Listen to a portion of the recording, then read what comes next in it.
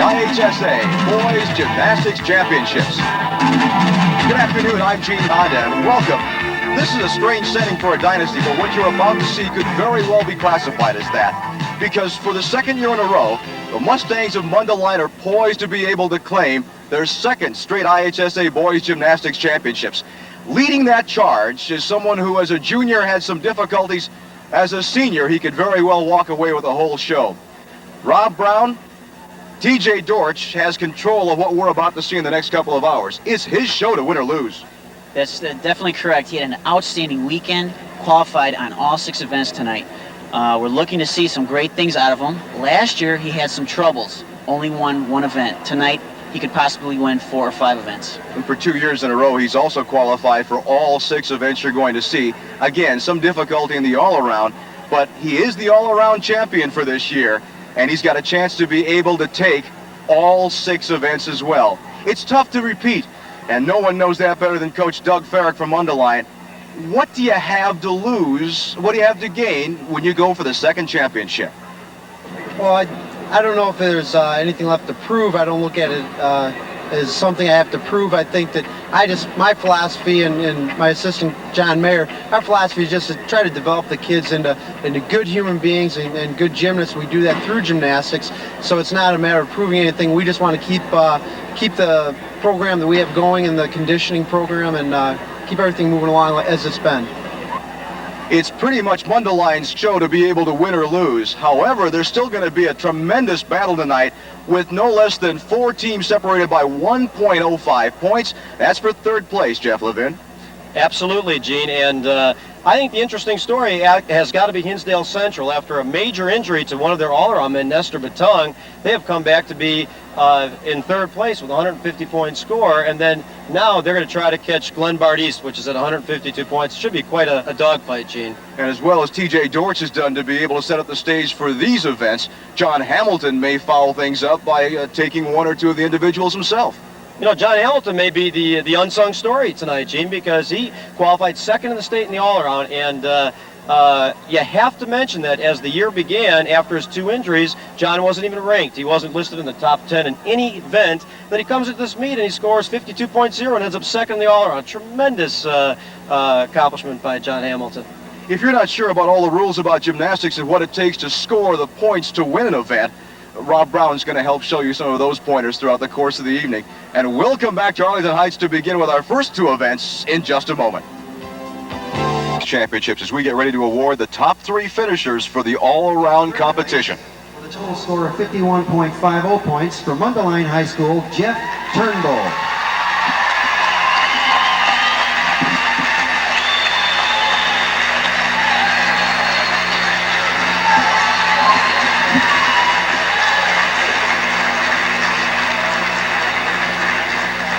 You see Jeff Turnbull going to the stand now from Mundelein.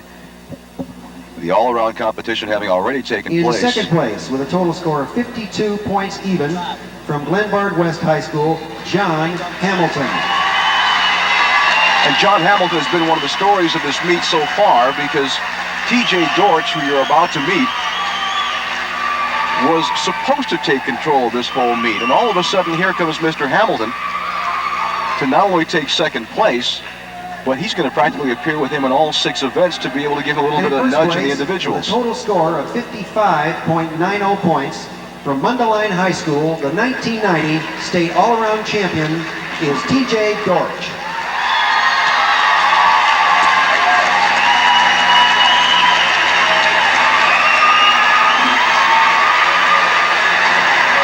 Jeff Levin, the 55.9 that TJ has to be able to take that top spot on the podium.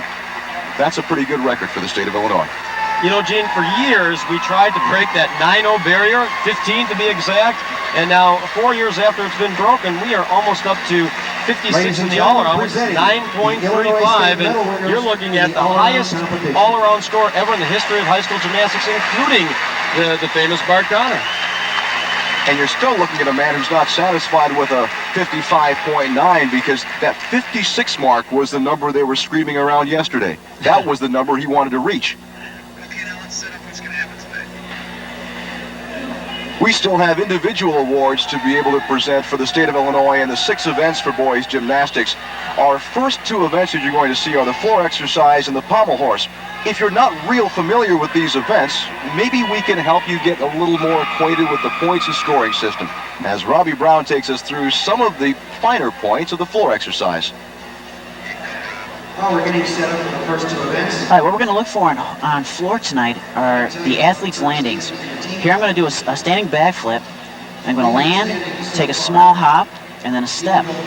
And these small hops and steps are what the judges are going to be looking for, and that's going to make the difference tonight for these athletes. Opponents in 6th place now with 149.05. As you can see, the floor is somewhat cushioned there. I assume that the cushioning on the whole floor during the floor exercise will be a little more springy than we're used to actually seeing. Yeah, especially too when the athletes are pumped up, their adrenaline's flowing. I don't know how many years ago, Jeff, did they start using the spring floor in competition? Yes, you know, years ago we used to have trampoline in Illinois high school gymnastics, and when that event was taken out of gymnastics, they went with floor, and I think the compromise really was to soup it up a little bit, make it a little bit more bouncy, so therefore we could get a higher difficulty of skills. Concurrent with the floor exercise, you'll also see the pommel horse. We'll have 2 events going on at the same time, and you'll also see different philosophies on the pommel horse, as Jeff Levin explains. The most important thing on pommel horse, now here we have John Hamilton, and as you take a look at John, you can see that he's trying to extend as much as he can, and that's really the key to pommel horse, not to stay tight, not to pike, and of course, like any other sport or any other event in gymnastics, you've got to keep those knees straight and toes pointed, and that's what John is emphasizing right there. Now that's just one way of doing the pommel horse. You will see similar types of routines, but the philosophy that goes into coaching someone like TJ Dortch changes from coach to coach. Now here you take a look at TJ, and in all honesty, you know, you're talking about a fine wine, because this guy is really elegantly does his horse. He's doing a little more difficulty working he's going to try to work behind the back. He's going to try to stretch out just like John, and of course here is a flare movement which was introduced years ago by the famous Kurt Thomas, and rightfully so called a Thomas flare. And again, you're looking for amplitude and height. And there you see TJ Dortch. And gentlemen, how difficult is it going to be for someone, specifically him, to participate in 2 concurrent events throughout the course of the evening? Well, it's a very exhausting weekend. He's got to be a little tired. There's a lot of energy used up in the team competition. And again, he's on all 6 events tonight, and he'll be bouncing back and forth all night. You know, Robbie and Gene, in talking to Doug Ferrick before the meet, I think he had a lot of pressure on him to repeat. He had mentioned in the papers that he really would have felt embarrassed at having won as a junior and setting the state record and not winning as a senior. But I think tonight he's a little bit more relaxed, as he alluded to earlier, and I think we're going to see some great performances by TJ. Because of the point spread now that's already taken place, Mundelein going into tonight's events with such a big lead, what's the chances of complacency on any of the Mundelein performers? Well, knowing Doug Ferrick, I think very little, Gene. I think that he is them skilled and understanding the sport of gymnastics, which is reaching out towards perfection. And I think every one of those kids is going out towards their high score, and I don't think it's going to affect them in the least. So we're ready to begin the competition this evening. Again, the first 2 apparatus are going to be the floor exercise and also the pommel horse. And TJ Dortch is going to be leading off the competition for the floor exercise. And Jeremiah Landry is going to be leading off the competition on the pommel horse. Of the competitors so far this evening, the pommel horse has provided one of the bigger surprises in the fact that none of the at-large qualifiers or athletes who qualified in some of the sectionals to be in the championships qualified for the final event tonight. That's the only event where that occurrence took place. You know, that's a great testimony to the advancement of the sport, Gene. Last year, we had about 70% of the kids miss their routines, but when all of the rank qualifiers advance on, that's a good indication that there were a lot of hit sets and a lot of professional routines. So I think we're in for a good meet tonight. We'll run 2 events at a time tonight, and Also, we'll talk throughout the course of the evening of some of the scores, because the exception has been someone who has not scored better in the finals than they did in the sectionals. You know, there's a tendency to relax a little bit more into the finals, Gene, and I think that most of the pressure is on the preliminaries. Once these boys get in the finals, it's all, you know, no bars hold, you know, ready to go, try to hit those tough tricks. So I think we're going to see some good stuff out here, guys. And we begin with someone who indeed did that. He had a 9.05 to be able to qualify for the state championships and really did well last night with a 9.45. He is senior TJ Dortch from Mundelein to begin the floor exercise. Here we go. And TJ mounts with a 1 3/4 front flip, which is a highly unique skill in high school gymnastics. And there's a beautiful V-sit. That's the type of movement, by the way, that will get points back. And we'll elaborate upon that a little bit later on. He does his required front pass very well with high amplitude, good height. A lot of composure here, Gene. Is it going to be difficult for some of the other competitors to follow, shall we say, the head of the class? I would say so, yes. Yes, if he hits, there's put a lot of pressure on the pack. And he hits a scale, and he's got his requirements of balance, hold, and strength going into his dismount. And a beautiful double back. And Gene, you said it. I mean, that's the first routine of the night, and that's a good omen because that was just simply beautiful. If the scoring is similar, he is only 0.2 of a point away from the state record of 9.65 for this event. Absolutely, and here we're going to take a look at the replay of TJ. As you can see his technique as he pushes off very high, and you're talking about a double back dismount. And if I stand correct, that is unprecedented in high school gymnastics to dismount with a double back. That was a fantastic routine. And as you saw Robbie Brown demonstrate before the exercise, that landing was nailed pretty good. All right, here we have Jeremy Landry on horse. He's got some very exciting moves, a lot of extension. And here's his flare. Ooh, a little trouble. Now he'll break into his scissor skills. He's required to do 2 scissors. It's looking good in his dismount. All right, he recovered well from that fall before his scissors.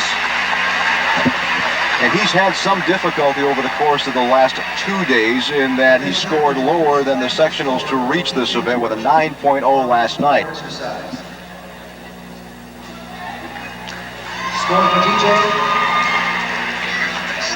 Okay, we're looking at a replay here, and here's where he takes that sit before his scissor moves, and then he loses composure a little bit because he takes an extra swing right there before he actually breaks into his scissors. So that's going to cost him.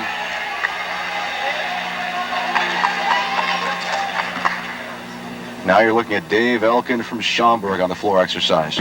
And he too mounts with a very nice double back. Doing real well. And we're looking at what basically is a requirement on the floor, which is balance and hold. This is a critical point of the routine. The question always is, did he hold it?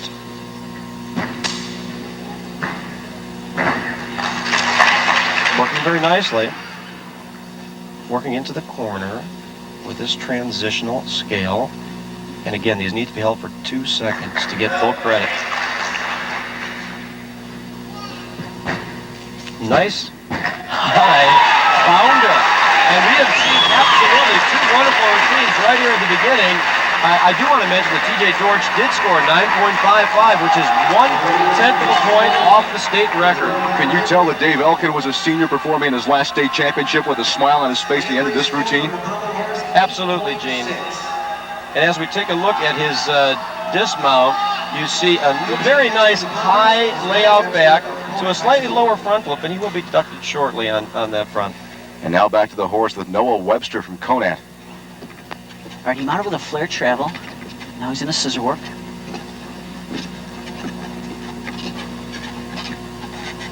Picks up for the dismount. And a handstand dismount. That's very difficult at the end of the routine. Basically, Noah did a very short and sweet routine, I guess you could call it. Just did his requirements, got through, and got off. That just scored pretty well. But as a junior, he made very consistent routines, wouldn't you say? Definitely. That's part of doing gymnastics is doing smart gymnastics. You got to be able to hit your routines. And here's the handstand again. Slight bump of the horse with his leg. That'll be a small 1/10 deduction. But again, he hit his routine, and that should score well. Back to the floor exercise now. Oscar Trujillo from Hoffman Estates, also from Conant, and he's only a sophomore. And he mounts again with his double twister to a pancake. And I think it's important to mention that he is a sophomore, D-Gene, because varsity coach, veteran coach Eddie Raymond's going to be counting a lot on this young man the next couple of years. And he showed a great improvement into the qualifying last night with a 9.25. He has a handspring Rudy, which he's definitely going to get some virtuosity points on, in addition to the score he gets for difficulty and form. Nice scale. And for a sophomore, he's working with a lot of composure. Working down to the dismount. Alternates through a full. Clean routine. Very nice, Oscar. I think what you're looking at, though, just so we could clarify in the beginning, the difference between a TJ Dorch and an Oscar Trio has got to be height, amplitude, and, just a lot more stretch and extension. And, of course, Oscar will be working on those things the next couple of years. Here's a scale. This is called a transitional movement. And if you notice, the dismount is an alternate through to a full. Now, in contrast to Dorch, who did a double back. This is Denny King back on the horse from Glenbard East. Again, Denny mounts with flare, travels across the horse. Goes back to the middle. He's doing his records his work.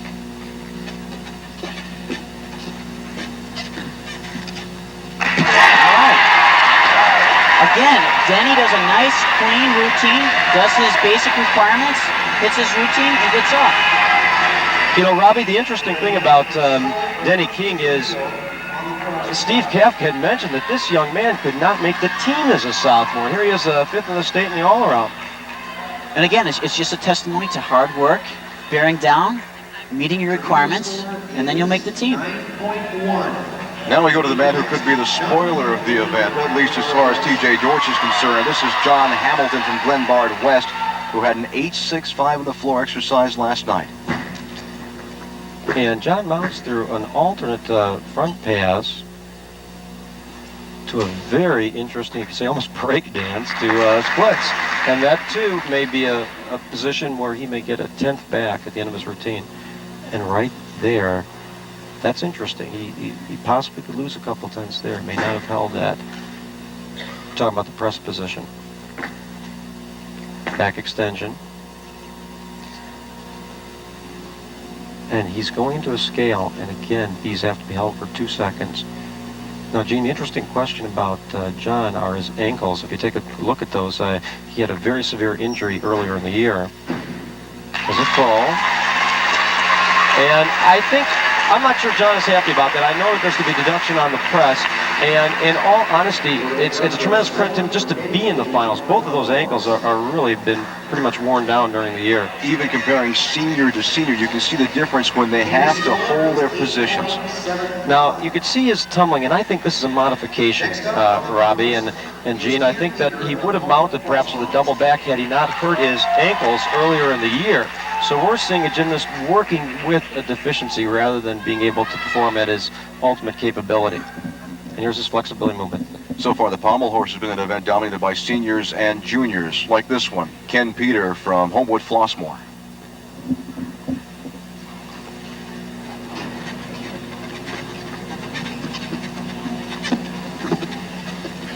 Okay, Ken has a little trouble right off the beginning here. Let's see if he can pick things up.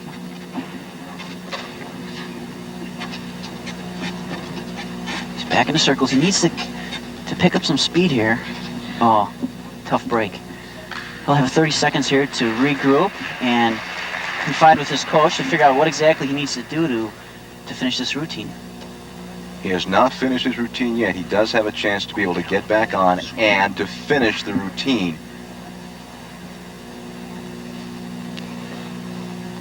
Is that the kind of composure you want from a junior? That is. There he goes. So Ken Peter, who did show some improvement, he had an 8.65 last night, which is about a 5/10 improvement over his qualifying, has a little bit of problems here in the finals. Now what happens here is Ken Peter never really gains any momentum in his swing, and he runs into trouble right off the bat, bumping into the horse, and of course that slows him down. Now back to the floor exercise, and Dave Ahern, a senior from Glenbard East. You know, Glenbard East all year has been very, very consistent. The word on them, they've been solid. They haven't given away many points. They've been consistent, but the question is, will a judge give them back tenths? Now, I've been alluding to this pretty much the earlier parts of this evening, and we're referring to tricks that are done with an incredible difficulty or an incredible style and form. Now, right there is a stop, and there's going to have to be a major deduction on that pass. By major deduction, how many points? Now, we're talking about .3. Now, earlier in the year in the dual meet, that may not mean much, but in the state finals, it's a mountain full.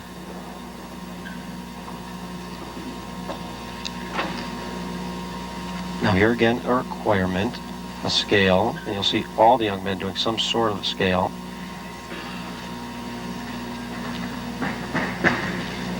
Going into his last pass, and you see it was a backflip, and he took one step, and if you want to differentiate, you're talking about Oscar Trujillo, who did a full twist, and not just a backflip, and of course TJ Dorch, who did a double back, and that's what the judges have to look at when they're putting down their scores. Dave Ahern, one of two competitors from Glenbard East here in the floor exercise. And we see a front pass, and right there, the hands down, and for all young aspiring gymnasts, that's exactly what you have to try to avoid. Now on the horse, you see Jason Kovac from Mundelein, a junior who had an 8.65 last night, and he has done better during the course of the season. He's swinging great. Oh, he had a great first half of the routine, mounted with loops to a spindle, traveled up, he was extended, he was swinging very well, and I don't know what happened there. So many seniors from Mundelein, like TJ Dorch, are in the competition tonight. This is one of the juniors who may be able to put 3 straight championships together for Mundelein. He had an 8.85 to qualify for the state championships.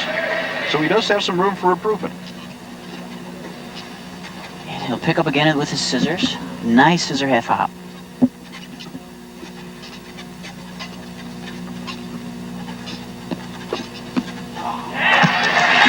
All right, he came back and he finished up his set really well. That fall is going to cost him 5/10. He should still score all right, but again, 5/10 is a large deduction. They should bump him out. And I think some points have to be given to Doug Stark, the coach from Mundelein, because he came over and smiled with him and said, "Go ahead, just go back and finish." Now you're looking at Todd Wood from Glenbard East back on the floor exercise. And Todd mounts with a double full. Now that's, he goes in the air, does a backflip, and does 2 full revolutions. Very nice, Todd. Now here, he has to hold his 2 seconds, solid. And of course, that's questionable. Will he be deducted on that press hand? Handspring front, well done. And a front flip-flop, interesting skill, basic skill, but still well done. And a scale.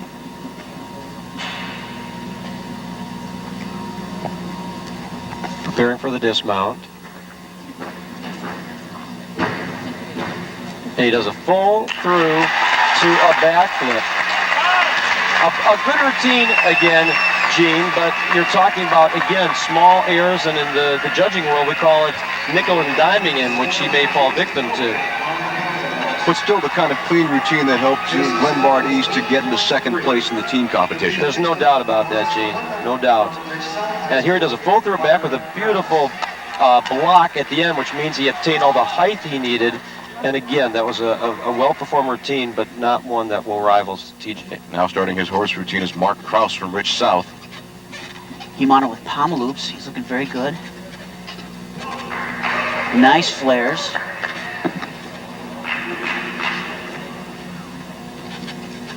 He picks up, preparing for his dismount. Travel down. Ooh, he moves back up, uphill travel, downhill travel. Drop down, loop off. Nice set. Good speed that he picked up before his dismount as well. He had a 9.1 last night to be able to get into the finals.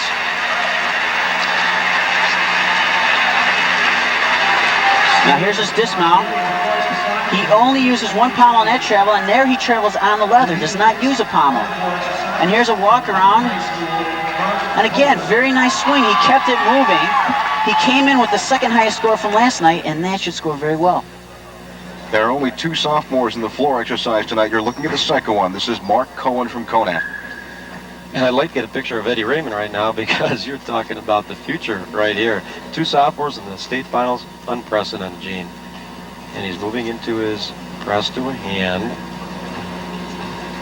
See, now that was well performed. He's not going to be deducted on that. He's holding it into a, what's called a reverse planche, which takes uncanny back flexibility. And here's where we get points back, right there. That's going to be 1 or 2, depending upon the judge's call. He does a Branny into his, what will be a scale, I'm sure, in a second. Does a handstand, basic movement. This is his transitional corner. Now, of course, right here, he's got to hold for 2 seconds. And he did more than that, so it's a very clean routine, especially for a sophomore. Great routine for a soph. And lay out back. That's right there, Gene. You were alluding to this earlier. That's the difference between a sophomore and a senior. And there's our friend Eddie Raymond, who was National Coach of the Year and 2-time coach of a state championship team. And sending a small message to Mundelein saying about that 3rd possible championship, no, I think we might have a say-so in this. And let's take a look at the dismount, because it is only a back, and we can begin to understand and differentiate between the various dismounts. TJ, of course, did 2. The highest score qualifying for the pommel horse for tonight was a 9.2 from this man, Mark Shoemaker from Roselle Lake Park. And again, he mounts with flare travels without the pommel. He's got beautiful extension. Nice scissor work. Picks up some speed for the dismount. 3/4 Bailey downhill. Hop. Nice routine. Again, there wasn't much in that routine to deduct on. Maybe a couple foot separations, but otherwise a very clean routine. 2 seniors back-to-back practically competing against each other there, too. And it should be mentioned that the guy that just preceded him, Mark Krause, scored a 9.5. So see if Mark Schumacher can beat that score. Go back to the floor exercise now to see Mike Lander, who was a junior from Rich South. He had a 9.1 last night. You know, guys, it's great to see more of these gentlemen from the South. Years past, they didn't have that many, and lately they've become very strong. And there you go. You see a nice double back, and that's the way to start into his flexibility movement, which is a split, and you have to show flexibility also for an adequate score in free exercise to a press. And in pass 1, he's just about got all his requirements out of the way. Not to mention good height, especially as a junior. Absolutely. Handspring to a pike front to a layout front flip-flop. He is doing a beautiful job. Very nice.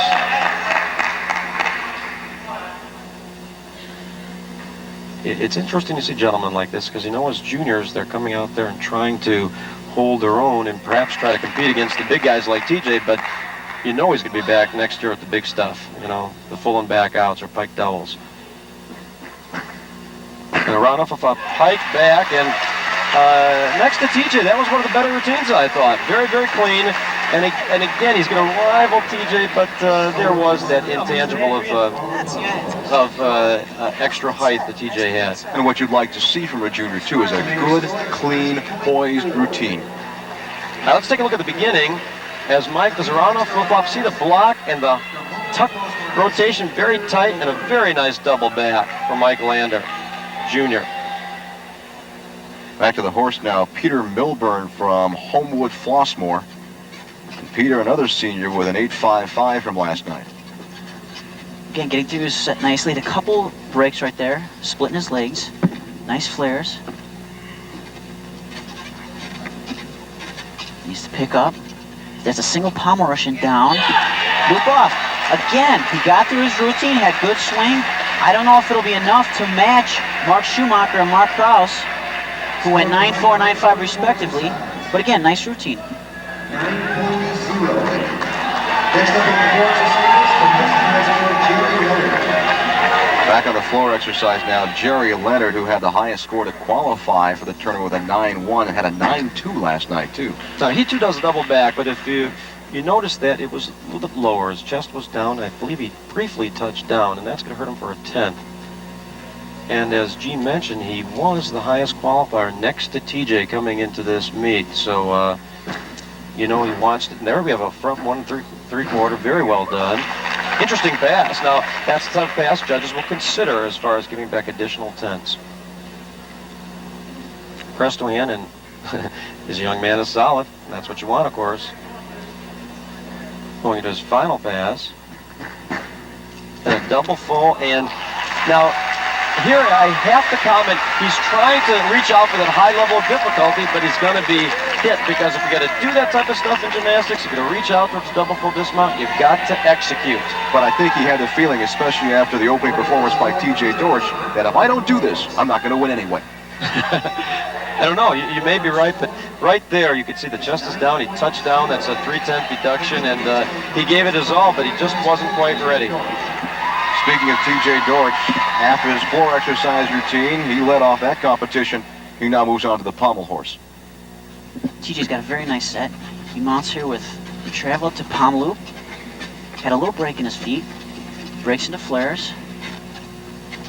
Now scissor, nice back scissors. You see the height of that top leg? And that's a very difficult dismount. And he presses up. He did a Bailey pommel loop to a handstand dismount. That's very difficult. Takes a lot of swing, a lot of strength, which TJ has both of. He made a 5/10 improvement from qualifying to last night. How much of an improvement does he stand to gain off of this routine? I think he should do really well. The scores seem to be a little higher from last night. He had a couple breaks, and he touched his horse there, his foot on the horse there at the end. That'll cost him a 10th. I think he's going to be right in there with Mr. Carlson, Mr. Schumacher. And now back to our final competitor in the floor exercises, Art Carlson from Hinsdale Central. And Art may provide an interesting contrast to the last young man, because I don't know if it'll go for the top difficulty, but he's a stylish gymnast, and he dismounted with a double full, and he did a very nice press, pirouette, and this is his first pass.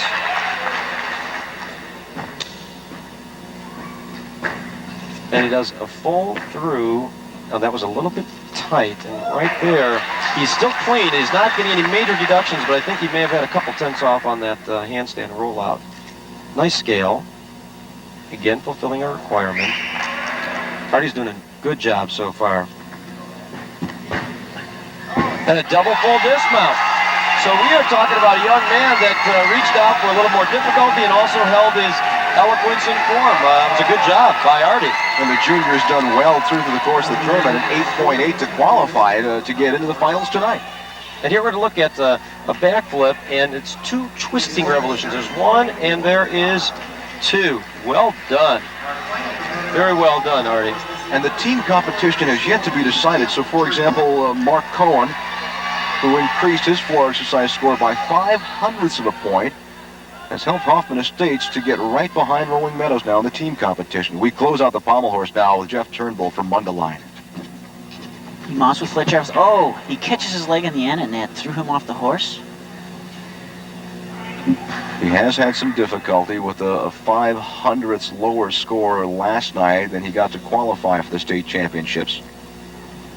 And again, it's been a long weekend for Jeff. He's an all-rounder for Mundelein, and I'm sure he's on quite a few events tonight. You think Doug Farragut looks a little more relaxed, seeing how the pressure is off for Mundelein to repeat? I've never seen a young coach have everything go as well planned as he has had so far. Right on schedule. Well, let's see how Jeff can finish here. Just flare to a handstand, and now he'll come down and break into his scissor work.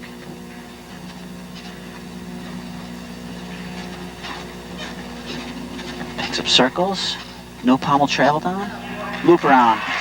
All right, he finished up quite well. Again, that fall is going to cost him 0.5, and that will keep him out of the title, at least on horse, but he still might squeak in there for a placing.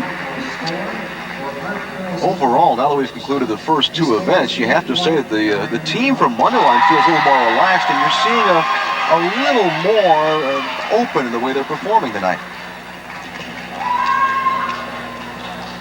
Okay, here's Jeff. Right there, you see his right arm buckle. That's where he gets into trouble. Loses support, his leg hits the horse, and he's off. It happens so quickly.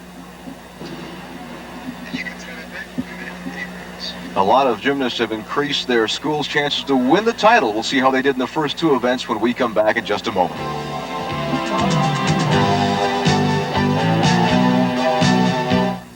Could be the nicest thing I've done for myself and my friends. Exercise, and it is a four-way tie, too. You see Mark Cohen up there who had an 8.95. You also see Dave Elkin from Schaumburg. Also Art Carlson from Hinsdale Central.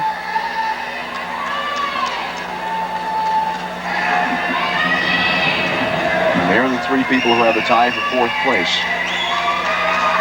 In third place with a score of 9.0 from Rich South High School, Mike Lander. And we see Mike Lander, a junior, who also scored quite well, although a little bit lower than he did last night, a 9-0 to a 9-1. He finishes up in third place in the state. In second place with a score of 9.1 from Conant High School, Oscar Trujillo. And Oscar, one of the stories also from Conant, you now have two sophomores who are going to be joining forces up there on the podium. Two sophomores from Conant. And Oscar did well enough to be able to place second in the state.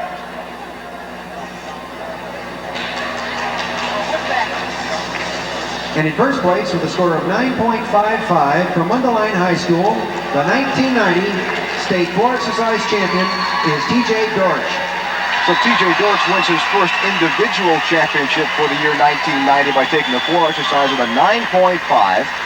That is a little bit lower than the state record, which is a 9.65, held by Neil Gallant back in 1984. You know, Gene, I think you're talking about what may be the biggest margin in free exercise history, though, as far as the difference between the first place winner and second place. Usually you're 5/100ths of a point or 1/10 or maybe two, but you are talking about TJ Dorch at 9.55 and Oscar Trujillo at second at 9.1. That's a big margin. Did he have that much of an advantage by being the leadoff performer in the event? Actually, most of the coaches in the gym would have said it was a real liability. Most of the gymnasts like to compete a little later. They like to relax a little bit, and usually they feel that the common tendency is for scores to go up, if anything. But he in this case may have reversed that trend because he put so much pressure on the pack after coming out with that dynamic routine. The broadcast rights to this event have been granted to Sports Channel solely for the entertainment of our audience. Any reproduction or other use of this game without the consent of Sports Channel is prohibited. The winners you saw up on the podium, two from Conant, and Conant's got a chance to actually advance. They're part of that log jam. 4 teams blocked off for third place for the team competition. But Jeff and Bob, there aren't too many chances for these other schools to be able to advance because a lot of their performers aren't in the finals. Absolutely. I think one of the things that needs to be mentioned is that the Illinois High School State Meet operates on a preliminary minimal score, and once that score is obtained, your score can only go up by participating in the finals, and of course that means a lot of finalists, and Mundelein has got a dozen, and I, in recent memory, cannot recall a team that has qualified that many into the finals. And also, if you do better in the events tonight, it not only helps you as an individual, it also helps you, the team, to be able to advance. So we're going to have an example of that coming to the podium now as we award the presentation for Pommel Horse. 8.8 from Conant High School, Noah Webster.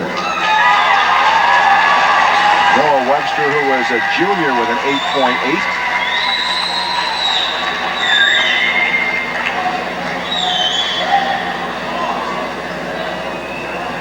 As we see more Conant people going up to receive awards.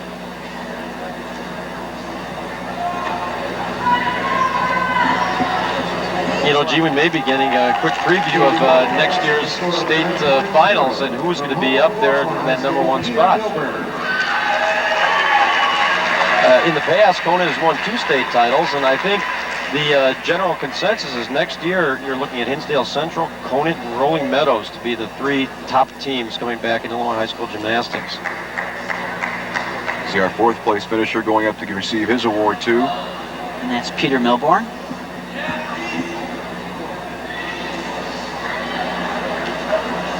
Peter had a 9.0 from Homewood, part of the new influx of people from the south part of the things that Jeff alluded to earlier. A score of 9.15 from Mundelein High School, TJ Dorch. TJ Dorch not taking first place in the pommel horse, although Just having a 9.1 going to a 9.15 tonight is an improvement and does help Mundelein get closer to an all-time team title. And pommel horse is a key event for an all-rounder. And TJ, of course, made it into finals and placed 3rd. That's one of the reasons why he does so well in the all-round. A score of 9.4 from Lake Park High School, Mark Shoemaker. And Mark continued to improve. He went from an 8.3 to qualify for the state to a 9.2 to qualify for the finals, and then a 9.4 to finish in 2nd place.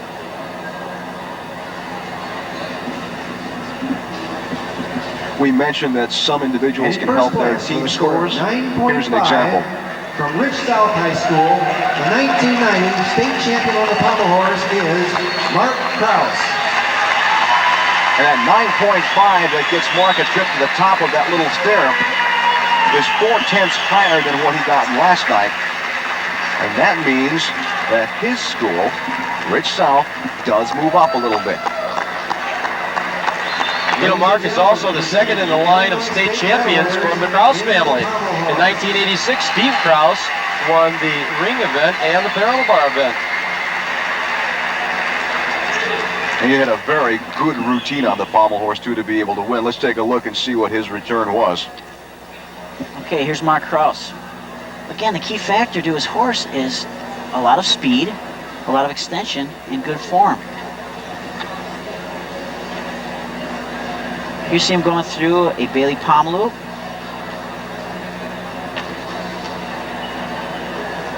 Beautiful flares. Look at how far he extends his hips out in front.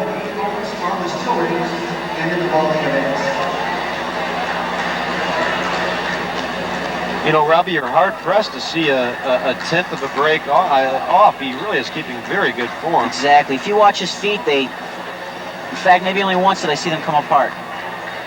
And here he goes for his dismount. He travels down the horse. Again, look at his feet. They never, there was one split. Beautiful routine. You know, Robbie, it may be mentioned that the state record holder at this point is a tie between Kevin Ashton from Glenbard East and Mark Sohn, Rolling Meadows, at 9.75, so he came very close to that record. Definitely. So we've got 2 events completed. We've got 2 more coming. The rings and the vault are coming up next.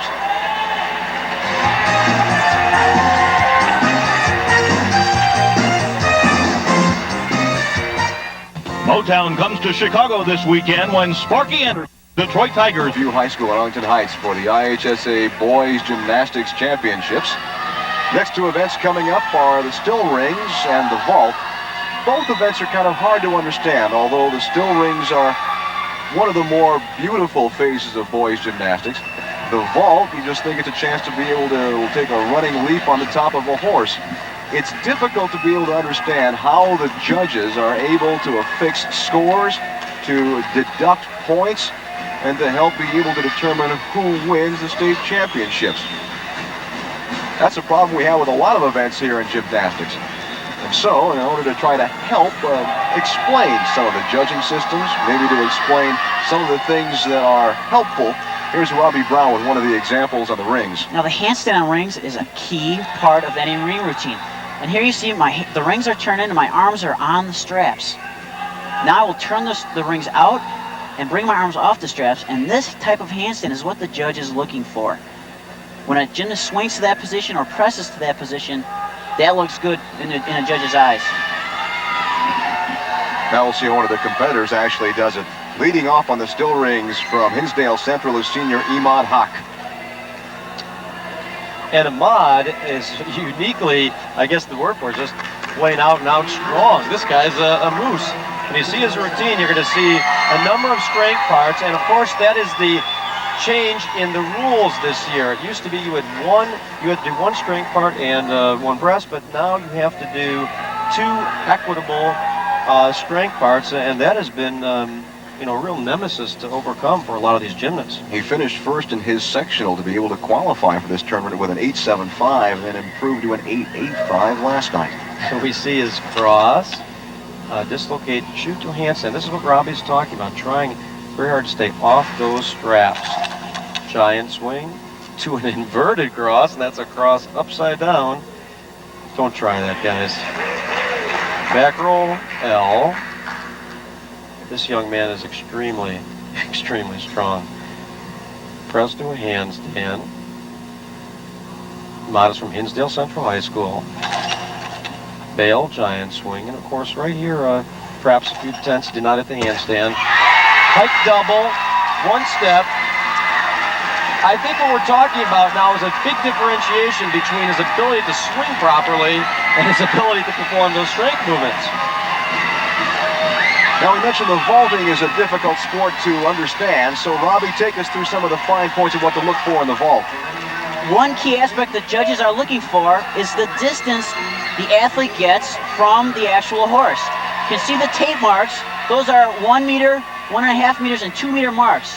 I landed this vault at 2 meters. That is the minimal requirement for a vault. Anywhere inside that is a deduction. And to lead off the vaulting competition is Dave Ahern from Glenbard East. He does a pike Sukar vault. Great. And it looks like he made that 2 meter distance. He had a little form break on his pre-flight. He had an 8.95 going into the competition for this evening. Again, an improvement from his first night's appearance at an 8.8. As we now go back to the rings for Henry Chun from Niles Weston Skokie. He's a senior with an 8.6. He's our second competitor who scored low last night, but in one of those situations where he does do better this evening, he helps himself and he helps the team.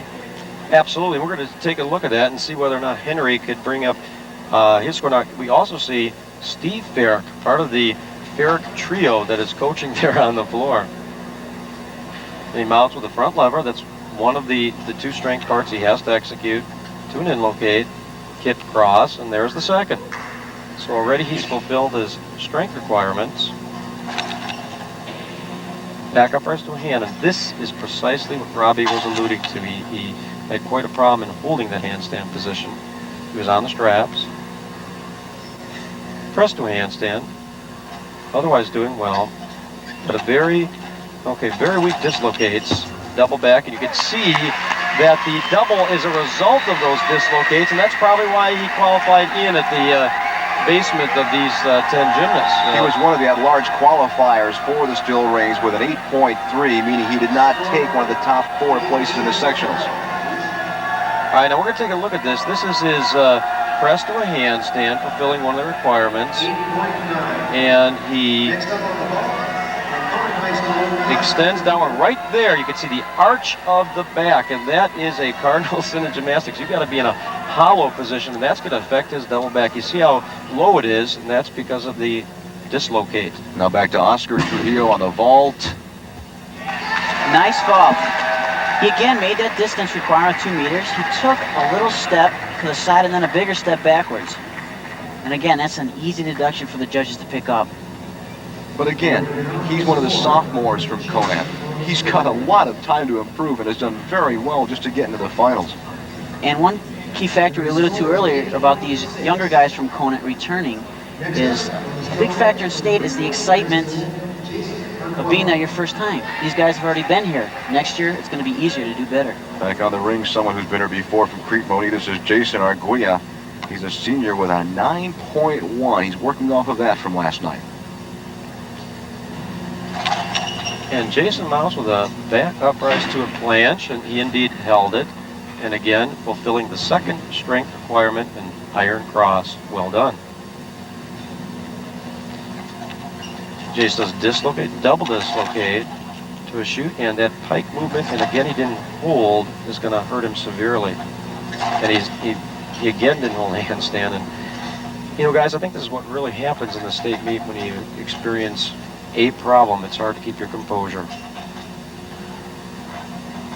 He's stilling the rings, or trying to at least, and Jason's having a tough time up there today. Double dislocate and double and a touchdown, but I give him credit for finishing as strongly as he did, because he was really, really off in the beginning, and it was a nice comeback, Jason. Waiting for a ball score for Ospreys or Heels. You saw a mistake, but you saw a senior come back and make up for it, too. And I think, again, you're going right back to what Robbie said. Good job, Rob, because if they can't hold those handstands in a tight position, you can see how it affects the rest of that routine. Back to the vault now, and Dion Stevenson, a senior from Libertyville, working off an 8.75 from last night.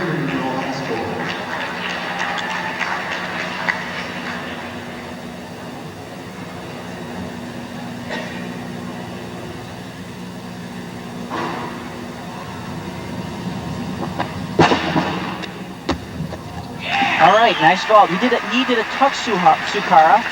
He had exceptional distance, but he was lacking in the height. He kind of slung the vault backwards. Here it is again. You can also see the knee bend while he's on the horse. That's going to cost him a tenth or two. Again, great distance, but he lost it in height. You know, the interesting controversy this year has been on those values of vaults, and I think to some extent the difficult vaults have been devalued, which is discouraging some of these gentlemen from doing, you know, higher level skills. That's true. Now you see the only junior competing in the still rings finals. This is Tuan Nguyen from Naperville North. He had an 8.7 last night, which is a 0.2 improvement from his qualifying. And he mounted again with a strength part, which is a front lever to the back of his hand. And he does a giant swing to an L. And, you know, honestly, that may have been a cover-up. I think he intended to go to the handstand position. This is second strength part, an L cross. He's experiencing some swing on the rings as well. L. Press to a handstand. And he attempted a pike double back, and I think that, of course, there's the third part of the trio. There's Coach Brad Farrick, and I think he's going for those extra virtuosity points, but let's take a good look at it. Yeah, bird up to an L. Stevenson's score is 8. Press to a handstand, and he bails out. And of course, those L crosses strength parts are very, very strong, Gene. That is a very sound part of his routine. Okay, here's Chris Sanborn from Downers Grove South. Ooh, a little low on that tuck Sukara. His ankles are stinging right now. And of course, that landing where he pitches his hands and knees is going to cost him. The vaulting's been difficult because all the people who are in the finals did better than their qualifying scores. I'm not sure that's going to be the case this evening. No, I don't know what the problem is, if it's fatigue, if they're tired from last night's performance. But that was definitely not a vault that would qualify you for state finals. Now back to the rings. One of the seniors from Kona. We've seen all sophomores so far. This is Brian Kowalinsky. You know, Brian was second in the state last year, and he has qualified second to TJ Dorch in the preliminaries, and this young man is hungry.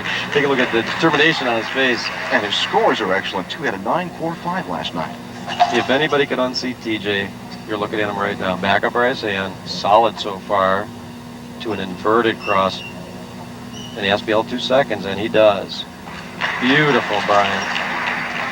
Back up right to an L. Hard press to find deduction so far. Hollow back press. He's fulfilled all of his requirements at this point. Just has to hit that dismount.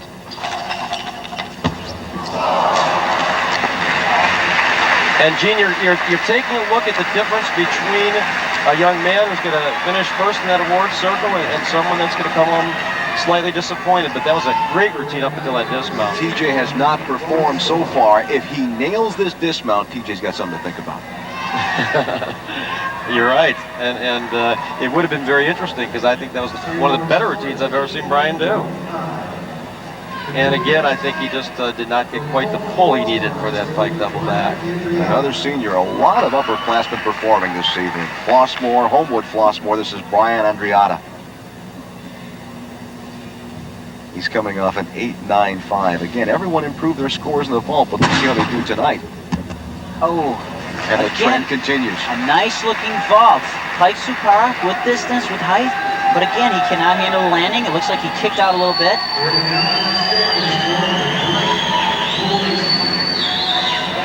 Really rocks the board. Now look at the nice height and distance he's got here. Right there, he takes his hands off his knees a little early. And again, his ankles are stinging. And it looks like he already had them taped up before he vaulted. That's too bad. I hope he's all right. Back to the rings now. If Brian Kovalinski could put a scare into anyone, this was the target for the night. TJ Dorch from Mundelein with a 9.65. It was the high score from last night. Not only was it the high score for last night, but it's been the high score for the history of the state of Illinois. That's the state record at this point. And he mounts with a back extension to a handstand. And that is what's called Yamawaki, I believe, which is a trick that will get him 2/10 back on the virtuosity level. The score he got last night will not count as a state record because it has to come in the individuals if he gets it here. Now, That's right there, Gene, he did a giant at the end of his routine. It was, and oh goodness, that was a double front, which has never been done in the history of Illinois. But he sat, and it's going to be an interesting call because that was one of the best routines I've seen this year on rings. And let's take a look at this dismount once again. And you have to give this young man credit for even attempting this. This is not done in high school. A double front flip, and he opened up just a 100th of a second early, and you can see it's going to cost him just a little bit. Wade Paulus has the state record with a 9.65 from 3 years ago from Conan. That looks safe. Let's see if Jawan Shepard here from Rich East can do something about the vaulting record. All right, Jawan finally hits a vault. Pike Sukara, a small step, that's going to score well. At this point, really, anyone who hits on vault from here on out has a chance of placing in the top 5. But do they have a chance of beating a 9.8, which is your record, Robbie Brown? Well, I don't know about that. With the devaluing of the horse vaults, it's going to be tough to get a 9.8. Again, really nice vault by Jawan.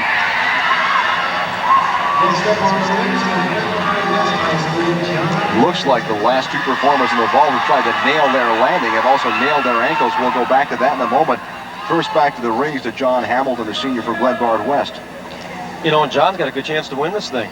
He scored 9.2 yesterday, and the top 2 qualifiers have missed their routines. He does a kip to a cross, to a beautiful L cross. Well done, John.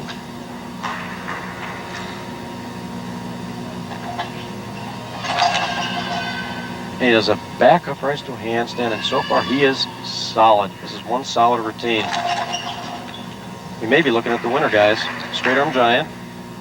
Beautifully done so far. And he is gangbusters. If he finishes strong, he can land that dismount. Should be an interesting judge's call. The dismount for these two events have been the key to someone pulling ahead. Oh.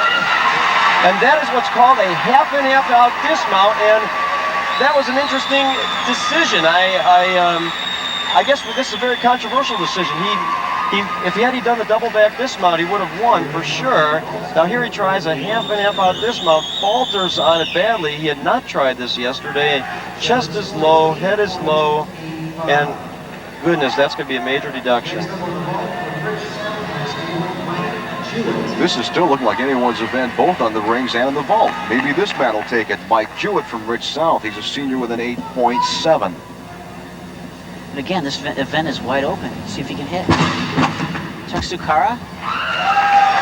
Nice vault. Lands with a small step. The vault only worth a 9.0. And with that step, it's going to be tough to score any higher than that. Little separation on the pre-flight. There's his tuck position. He looks for the floor and takes the landing. Again, there's that little step. That's going to cost him 1 or 2 tenths. He's on his feet, though, and I guess that's something to be proud of on vault tonight. Absolutely. Now we go back to the rings. And from Downers Grove South, this is Steve Vasicek. He's a senior with an 8.6.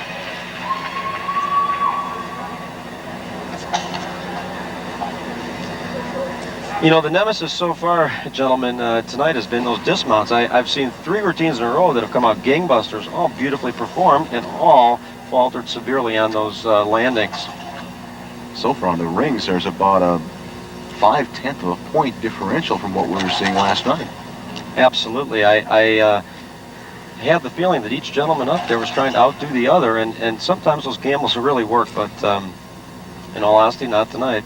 Hollaback press. So far, it's been a position that would favor TJ Dorch because it's his again to win or lose. But a dismount is something that was rare to see, and that's one of the first we've seen out of these first 8 routines. I think the major coaching decision or gymnast decision had to be that half and half out dismount that John did, because, yeah, let's take a good look at this. Up until this point, I think he had this meet won. Oh, I'm sorry, this is, yeah, we're looking at Steve Basicek, and he did a double back dismount. I thought we were referring to John's. But I thought John had the meet won until he faltered on that half and half out. This is Jeff Colombani now. Fenton. Again, Tatsukara, and did you see how he was trying to stick that landing? He was a little forward, he was trying to hold on to it, but he ended up taking 2 little steps forward. Again, he's on his feet. That might get him into the top 5. If you notice his hands slide on the horse a little bit, that might have had an effect on how well he can block. Again, he looks for the floor, and look at him fight for the stick. Look at him. Struggled for it. Again, nice vault. Now from Rolling Meadows, senior, this is Paul Scardina. He had an 8.9, a slight improvement from his qualifying. And you know, at this point, it is anyone's meet, because we are talking about a tie for first at 9:05 between Amon Hawk and TJ Dorch, and that's slightly disappointing. We had to see a kip cross, nicely performed. Back up Rizal. Paul's from Rolling Meadows, by the way. Hollaback press to a handstand. And he does a reverse giant to a handstand, and this is a pretty good routine. He could move up. Giant. In fact, if he sticks the dismount, that's going to be an interesting call here, guys. That's been the same if we've heard for about 7 competitors, though. Inverted, giant, double. It could very well be anyone's game. All I can say is I'm glad I'm not in that chair, because I think they've got some interesting questions to ask. You know, his technique wasn't as good as the other gentleman. And he's only got about 1/10 of a point difference from what he did last night to be able to win this event, too. You're talking about a gentleman whose technique is not quite the same as Kobalinski's, and it's not the same as TJ Dorch's, but he hit, pure and simple. He had a nice routine, it was clean, and he landed on his feet. Should be an interesting call. So far, we had a 9.05 tie, like we said, with Imad Haq and TJ Dorch. The big story in that tie, though, is that Imad Haq improved his score 0.25 from last night, and that means he helps Hinsdale Central move up just a little bit more in the team standings. Now waiting for our next competitor on the vault. It's supposed to be Jason Arquilla. Jason comes into tonight's competition, the senior from Crete Moni, with a 9.15 from last night, and that's up a full 2 points from his qualifying score in Sectional 1. His vault last night was awesome. Again, if he can stay on his feet, we might see our vault champion right here. Handspring front. Oh! Can't believe it. No one can stay on their feet. He just worked that too hard in the air, went right past the landing and took a big forward roll. And again, you can see the disappointment.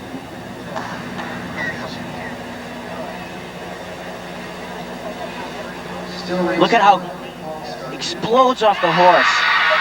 He pulls his knees a little too hard and goes right by the landing. Tremendous height on that handspring front.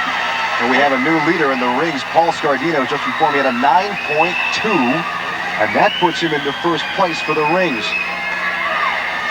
As we go back to the rings now to see if Jeff Colombani from Fenton.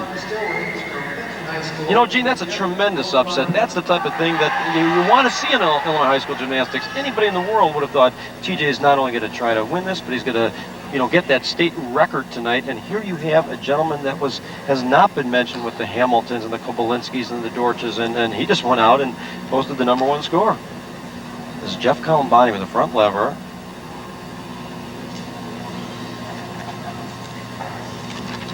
Held position, he's very solid so far. And right there, he was supposed to hold that and did not, and he will be penalized. Press to a handstand, and he does a reverse giant swing to a handstand.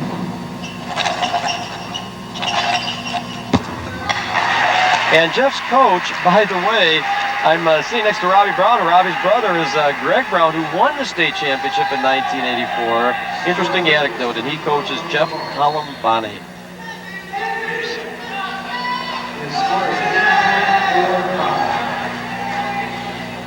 Next up, on the ball. And as a junior, you're looking at a good routine, just a nice, clean routine. Yes, it's a good routine, but you have to meet those requirements, and he's going to be penalized for the lack of hold on that planche position. Great ball. TJ recomposes himself after taking that fall on rings and does a layout Tsukahara. TJ Dorch with his attempt on the vault. TJ did not do that well. He had an 8.95 from last night's competition. That vault is 3/10 more difficult than most of the vaults we've seen tonight. A layout Tsukahara is worth a 9.3. So right away, he's got a 3/10 advantage right from the start. He landed on his feet, which again, a lot of vaulters have been having trouble with tonight. He's going to score well. He scores well, nails the landing, everything. We'll see what his score turns out to be as we go back to the rings to see one of his teammates, Jeff Turnbull. This is going to be interesting too, because I guess I love those upsets, but I have got to give credit to Paul Scardina, because he went up under a lot of pressure and hit when he had to, and he is right now setting the high score at 9-2. We see a Jeff Turnbull gift planche. But Jeff has also done well in the past. He was second in his sectional to qualify for the state championships. He's come out gangbusters so far. Ooh, very nice. Straight arm giant, slight bend of the arms, but this is going to perhaps rival Paul. Again, trouble with the dismount. Again, you see a pike double back, a state-of-the-art routine with lock arm work, and very, very clean, and he falters on the dismount. Let's take another look at it. That's been the jinx to all competitors in both the rings and the vault, too. And he does a beautiful pike double, but he opens up just a tinge early, and that's going to cost him 2 to 3/10. But otherwise, it was a beautiful routine. Our last competitor now in the vault, this is Lionel Fleming, a junior from Rich East.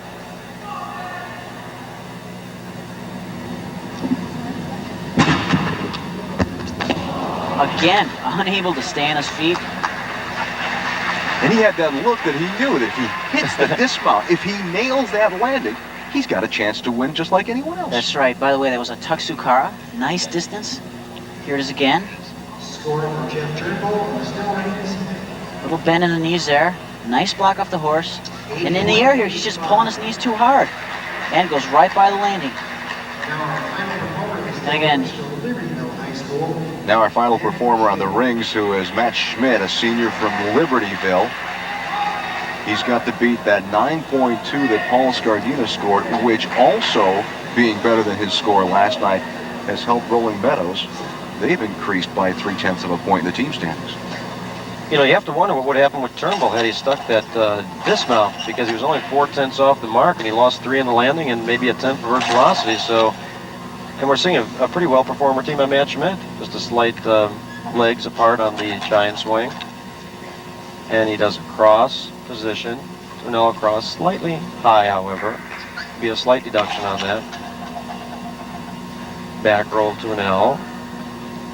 And he was on the straps a little bit. That'll hurt, but press hand, pike double, stick. Well, I'm going to be on the spot here, Gene. earlier in the routine, he had some flaws, and it was not a phenomenal routine, but then again, he just did the most beautiful dismount, so we are talking about a mixed bag up here, aren't we? 2 routines, 2 events, where if you don't stay till the ending, you may not get the final score. This is one of those, if you're judging, you'd prefer to be in the stands. You'd rather not judge this because he, again, let's take a look at this. He does a bird up to an L.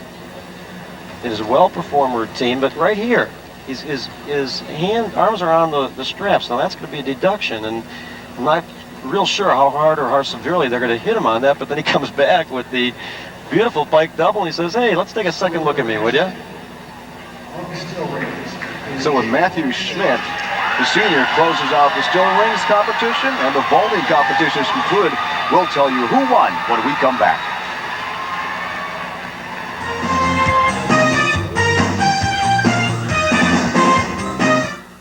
The everyday Sport Mart price is guaranteed the lowest in town, or I get the difference in cash. It's the ESP guarantee. For the way you play. I'm into running and aerobics, so I go to Sport Mart.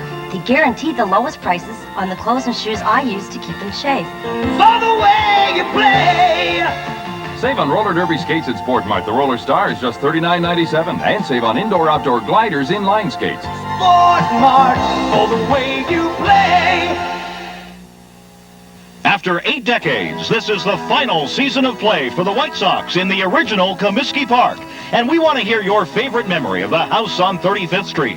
Was it Babe Ruth's dramatic home run in the 1933 All-Star Game? A clutch play by Sox Hall of Famer Louis Aparicio? Or maybe a big hit by the legendary Minnie Minoso? You could win the grand prize of 4 golden box seats to the final regular season game in Comiskey, along with 2 actual grandstand seats from the old ballpark, and many other goodies, too. Write your glorious moment in 50 words or less and send it to Comiskey Memory in care of Sports Channel, P.O. Box 506, Oak Park, 60303. Judges will choose a winner each Monday on White Sox Weekly. That person gets 4 tickets to an upcoming Sox game, then becomes eligible for the grand prize. It's a chance to take your place in history by recalling your most memorable moment at Comiskey Park. Truly an American legacy.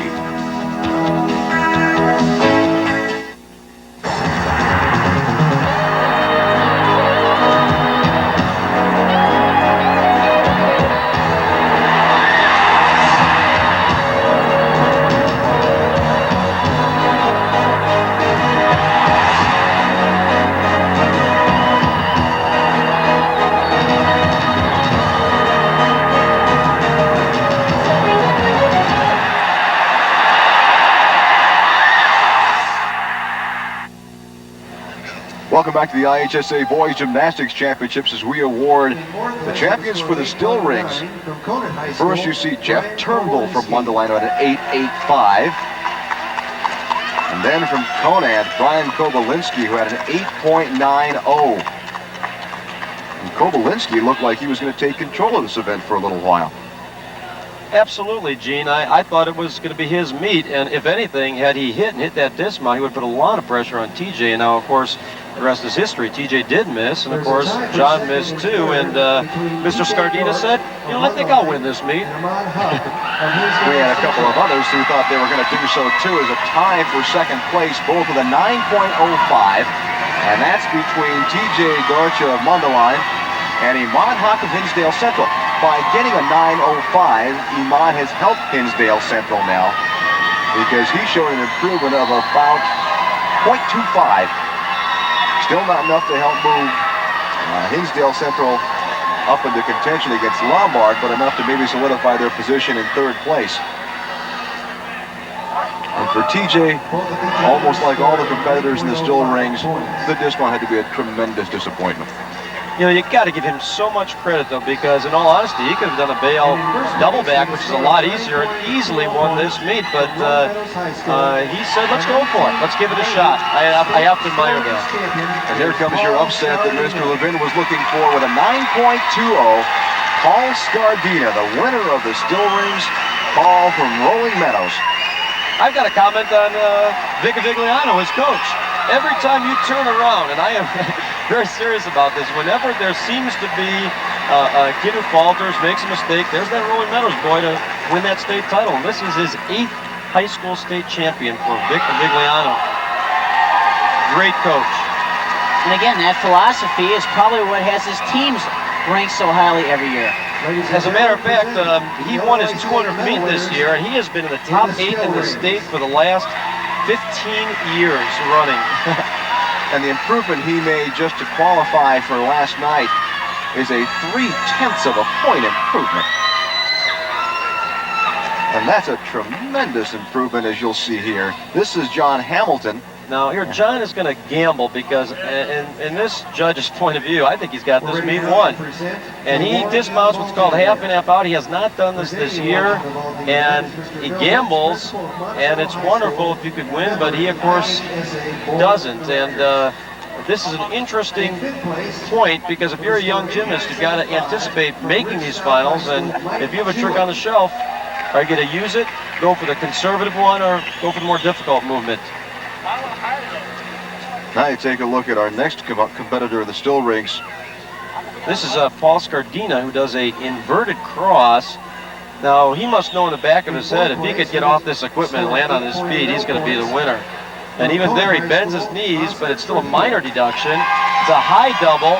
He still doesn't stick it, but tonight, this is good enough to win. And he made 2 impressions by doing that routine. One was that he claimed the still rings title, and also he's helped Rolling Meadows. They now have 4th place all by themselves because of his performance. In 3rd place with a score of 8.85 points. We're looking at Oscar Jewett. Again, the sophomore from Conant. We expect to see a lot of him in the coming years. You know, Robbie, I think this is a preview of next year's state meet. Eddie Raymond, of course, has been National Coach of the Year, and we just alluded to the prowess of the Rolling Meadows team, and I think that the power in gymnastics may switch over to the mid-suburban. 8.9 from Glenmark East High School, Dave Ahern. Dave Ahern taking 2nd place, which is a good feat considering he was the leadoff competitor in the event. That's true. Unfortunately, he wasn't able to improve on last night's score. So he didn't really add anything to his team total. Now they get ready to award 1st place in the vault. A score of 9.15 points from Mundelein High School.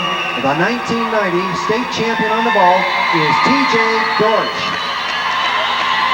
So T.J. Dorch claims a title, this one for the vault.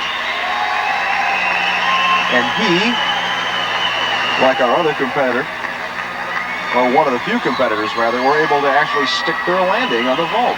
You know, ironically, I think TJ had less pressure on vault. He was expected to win rings, and he's sort of making a trend of this as the day goes along. I thought maybe he was going after horse, and he of course won floor. So just shows you how versatile this young man is. He came into the event a full 2/10 below the highest qualifier from last night, and winds up winning the event.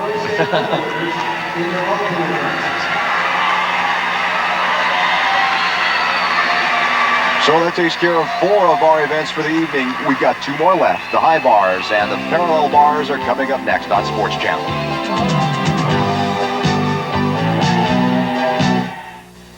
All season long, I go right up to Comiskey Park. I look at it for a minute and then go right on past. When they finish the new ballpark, I'm going to go right up there and go right on past. Next out, 35th, Comiskey Park. Get an Ozzie Guillen collectible photo at the May 31st Sox Twins game. And hear the Sox on WMAQ Radio. The last season in historic Comiskey Park. Years from now, you'll say you was there. I decided to come to Northern Illinois University because I wanted to be a member of a Division 1A college football program. That football program not only gave me a chance to play big-time college football, but also to earn an athletic scholarship to pay for my schooling. Coming to Northern Illinois was the best decision I've ever made. It was a great experience being part of a successful team, also being on a team that was the first in NIU's history to make it to the NCAAs. NIU has not only helped me to be an outstanding athlete, but also an outstanding student. NIU is a great place to be.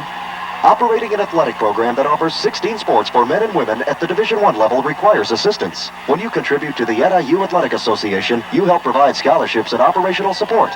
And you'll gain recognition of your efforts in game programs, as well as special premiums for each level of support. To join the Huskies Athletic Association, call 1-800-332-HOWL. Because Schaumburg Toyota, the Midwest's largest volume Toyota dealer, has exceeded every Toyota quota with 3 times the volume and 3 times the inventory, Schaumburg Toyota can now offer you maximum incentive savings on Toyota's 3 best sellers, with up to $1,200 in factory incentives on new Toyota Camrys, factory incentives of up to $1,200 on Toyota Tercels, and up to $1,200 in factory incentives on Toyota Corollas at Schaumburg Toyota, Toyota's factory incentive headquarters, 875 West Gulf Road. Hurry, sale ends June 4th.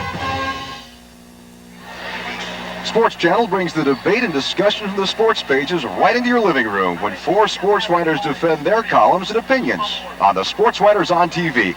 The debate begins Monday evening on Sports Channel. Our season never ends.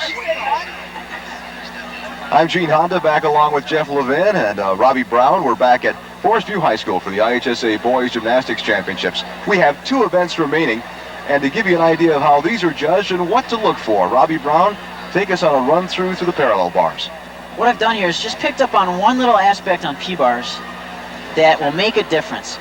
A lot of skills require you to straddle your legs, and here you see me do a straddle cut, and my legs touch the bar, and that's going to cost you 1/10 of a point. Now I'm going to go through a straddle cut where my legs don't touch the bars. And again, even though it might be a slight difference, it might make the difference between winning the event and not winning the event. So the contacts you saw there are some of the things to look for on the parallel bars. That's one of the 2 events we're going to have to close out the competition tonight. Robbie also took a ride on top of the high bar, and something none of us would do. So Robbie, that tour is all yours. Okay, here's a required skill on high bar. You can see how my wrists are turned. This is called your cubicle grip. And the gymnast is required to swing all the way through the bottom and come over the top to fulfill that requirement. So now we go to competition. First up on the parallel bars, Jim Gonzalez from Mundelein. And Jim has begun rather cleanly. I think the point needs to be made about Jim. He has been working in the shadows all year of T.J. George and Jeff Turnbull, but Coach Varick makes the point, without him, they would not have won the state. Pure and simple. Fit routine. Fit routine, Jim. He's one of the steady performers you need to have. You can't just have the one ace. You've got to have it all to make it a team effort. He's one of the examples. There's no question. And of course, we're getting a look at the, okay, I was going to mention the Varick hairdo there. And then you're talking about a backflip with 1 step. Now up on the high bars rather, is John Hamilton leading off from Glenbard West. And there's a nice free hip handstand, blind change, pirouette, California hop, full pirouette. And now he's going to prepare to do that L grip, that cubicle grip that I talked about. Pirouette. And now he winds up for his dismount. Oh, tuck double. Again, a little short, and he touches his hands. Let's hope we don't have the same syndrome on the high bar landings as we did on rings. Hamilton had an 8.8 from last night, which is an improvement of about 3/10 from qualifying. And here John winds up for his dismount again. And right here, he lets go of the bar too early, which causes him to go out too far, be a little low, and there's the touch of the hands. John and his fans are cheering him on. He is in a good position still to be able to do well in these events. He gave T.J. Dortch a run for his money for the all-around competition last night. And there's some discussion going on still from Jim Gonzalez's routine. As the judges do a little conferring and finally come up with a score of an 8.45.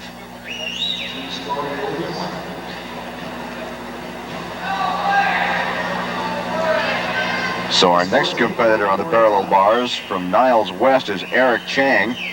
And he too is a senior, 8.6. He saw a 2/10 of a point improvement from his qualifying in the sectionals. He's also one of the at-large qualifiers in the P-bars. And Eric begins with what's called 2 reverse hex to a Kato hop to an L, and he started out very well so far. Cast. But let's take a look. You know, you've got the toe point, and again, knees, and a little bit of a fall through there. Back off. What you see is basically a stock routine, and fairly well performed, but there are some minor deductions that are going to hurt Eric. Would you like to see a little more flourish coming from a senior performer? In all honesty, yes, his mount was excellent. He had a good mount, and that's probably what got him into the finals. But as we could see here at this point, these are things that should have been mastered by this point, like a press to a handstand, a basic stiff step. John Hamilton had an 8.8. You're looking now at Rob Giannata from Willowbrook. John's got a nice long body. He looks great on high bar. There was a blind change. Looks like something. He rolls one hand into the L grip, and there's the other hand. That fulfills his dorsal grip requirement. There's a full pirouette. Right now, Rob looks really well. And he winds up for his high bar dismount. Tuck double back. Kicks out. Nice landing. That should place him very well. He was clean. He looks good with that nice long body. That should put him right in the thick of things. Junior had an 8.8 from last night and has a very good routine and could beat the 8.8 posted by John Hamilton. Here's his double back. Notice how he didn't grab his knees while he was in the air. That's called an open tuck double back. Again, he kicks out, nails the landing. Great routine for Rob Giannata. Low scores in the parallel bars so far. Eric Chang had an 8.4. That leads to our next competitor, and that's Denny King from Glenbard East. You know, Denny, Coach Kafka says, did not make his sophomore team. And here he is, 5th in the state and competing as a finalist on P-bars, and it's so far going real smooth. 2 straddle cuts to an L position. Good job, Denny. Cast to a V-sit. Swing handstand, got a hold, and he does. And he does a pike back, stuck. Now, if you take a good look at this routine, he's not doing anything outstanding. He's not doing his double backs. He's not doing a diameter, but he is one clean competitor. That's going to be hard to deduct that routine. Case in point, reverse stutz, reverse stutz. A slight spread, but otherwise well executed. This young man is smart enough not to give away tenths of a point. There's an example of some beautiful form. Good job, Denny. Rob Giannata had an 8.95. Next on the high bar is Bob LeBeau, who's from Glenbard East. Bob does a double roll to his L grip. That's a very risky move. Hops out. A full pirouette. Got started late on that and just caught the bar before bottom. Winds up for a dismount. Pike double back. Nice landing again. And Bob, of course, adds a little difficulty to that double back dismount by doing it in the pike position. And that should, here we'll look at it again. There's that pike position we're talking about. And again, the judges will reward that position because it's a little more difficult to do and land. They made a correction on Jim Gonzalez's score on the parallel bars. He had an 8.40 instead of an 8.45. Next up on the parallel bars is TJ Dortch. And we're looking at the man of the hour, guys. And of course, TJ would like to win this event. He won it last year, and he'd also like to break the state record. He scored 9.5 yesterday, but the state record is presently Mark Jones, 9.7. So let's take a good look at TJ. That record's 2 years old back when Conant won the state championships. He has a beach twin. Now let's take a good look at this. It's a giant skill to a stutz, and that is one of the most difficult skills in this meet. Cast. Backward straddle at L. He's bringing it so far. It's a good routine. It is a straight, what's called a straight press. Double back and 2 little steps.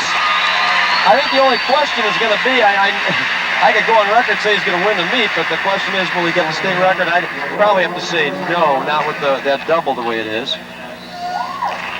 And see, that is a press to a handstand with a straight body position, and that's unique. We haven't seen any of those all night long. Double back, and those little steps are each worth a tenth and possibly 2. So he's going to get hurt by, but not that severely, by that dismount.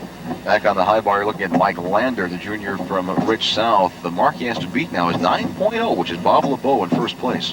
Now Mike mounted with 2 giants with going the one way with the wrong grip, which is interesting. Here's a Higgins, he rolls to that L grip requirement. Hopside had a little trouble there. Managed to work the giant out of it.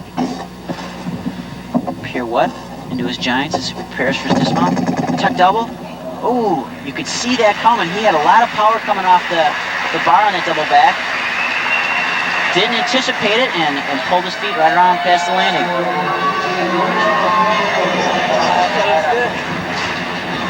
You can see how fast he's working these giants, and he just generates a lot of speed and just spins right past the landing. I don't think he realized it until it was too late, and had to take it to his butt. Now we go back to the parallel bars where Phil Labrizzi from Willowbrook is going to come on. But TJ came away with a 9.4, and that's first place. And we see a glide reverse, gas support to a straddle position. TJ, by the way, did score a 9.4, Gene, which is going to be a tough score to beat, but it still is beatable. It still is possible.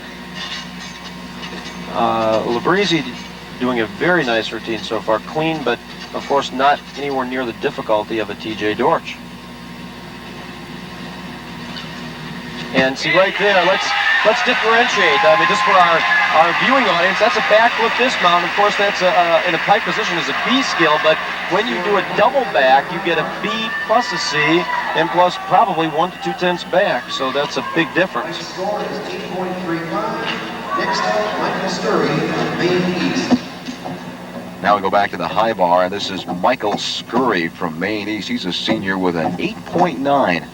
Again, Mike mounts with giants, going one way with the wrong grip. He does some very exciting skills here.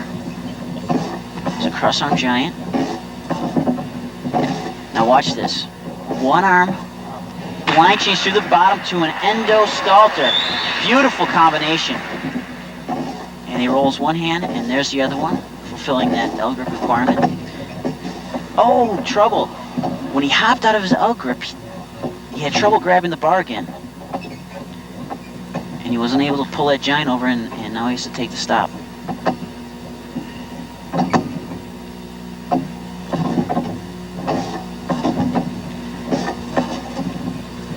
And he winds up for his dismount. Nice high layoff flyway. A little bend in the knees. That's too bad. Michael Scurry had a great routine going. Beautiful body line. But he had to take that slight bobble and it. Let's watch. As he hops out of his L grip, you can see he doesn't quite have control, and he doesn't get his legs in on that endo. There's an extra swing, and that about tells the whole story right there. Going back to the P-bars, you're looking at Dan Velasco's routine from Conant. And you're seeing a back toss, which is a back flip onto the bars, cast, glide, dip, reverse cut, and again another Kato twirl, straddle cut to a V position. This is a unique routine. Very well done. And again a pike back off. That was a nice routine by Mr. Velasco from Conant. One of the first upperclassmen we've seen perform this year for Conant too. Ed Raymond is a masterful coach, and the thing I like about his gymnasts is they all do unique skills, interesting skills. And right here is the Kato twirl. To me, it's straddle cut, and I sort of like this. It's a V position, and he catches it high, swings out, and extends well. And this is unique. Very well done. With two events going on now, TJ Dortch leads in the P-bars. This is his high bar routine. TJ runs into trouble right away. After his mount, he went over the bar the wrong way and had to come down and stop. Picks it up again. One arm giant, another one. Consecutive one arms. It's beautiful. Full pirouette. Rolls his hand. There's his L grip requirement. Hop pirouette. And beautiful double layout dismount. Is it possible that he could win two events that are going on at the same time? That routine says it's very possible. That was a great routine, but he did have that one break where he stopped and had to come down on the bar, and that's going to cost him 2 or 3 tenths. There's an endo stalter. Again, TJ has a very long body. He looks great swinging on high bar. One-arm giant and another one-arm giant without putting his hand back on the bar. Very exciting. Now we're back on the P-bars with Chuck Zimaniak from Glenbard East. And Gene, this is the #1 contender, perhaps the only gentleman in this meet that could contend with TJ Dortch. And we're going to take a look at a trick right now that he has made his mark doing. This is a one-arm English press to a handstand, and he has performed it very well. And he does a full twist dismount, and he sticks it. The noise is deafening in here, Gene. That was an excellent routine, and you know he wants to make it close for TJ Dortch. And the judges are going to have an interesting call. We should also say, too, that Glenbard East is in second place in the team standings. Mundelein still in a runaway position. But this is the kind of routine that put Glenbard East in second place. TJ had a 9.4, and of course his difficulty was superior to Chuck Zimaniak's, but Chuck had pretty impeccable form. And that trick right there is his trademark. It's a one-arm English press to a handstand. He does a full twist, and of course he doesn't give away any attempts at the end. So this is going to be a little bit of an interesting one for those 4 judges out there. Back on the high bar, that's Jeff Turnbull from Mundelein. His teammate, Mr. Dortch, is a 9.1, so indeed he does now lead both events. Jeff moving along very nicely. Prepares, jam, hop out. Cross-arm giant. Winds up for his dismount. Pike double back. Nice dismount, a little over-rotated with a big step. But so far, with all the misses we've seen, that routine's going to put him right up there at the top.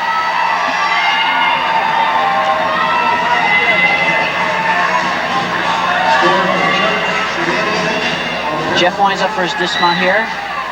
And again, there's the pike position, double flyway, a little over-rotated, there's the step. Nice routine. That step was probably his biggest break in that routine. Chuck Zimaniak got a 9.15 on the parallel bars. TJ Dortch still in first place on both events. As we go back to the P-bars for Rick Garcia from Hinsdale Central. Rick mounts with circles, which is a unique skill. Should get some tense back. Does a bail to a cast underarm. And Strelka reverse stutz. And right there, extra swing. Will be deducted 0.3. Another extra swing. Stutz. Run up rise. And a back off. In all honesty, that routine was loaded with extra swings. I don't think he's going to score very high. I'd like to get back to Chuck Zimaniak very quickly if I can.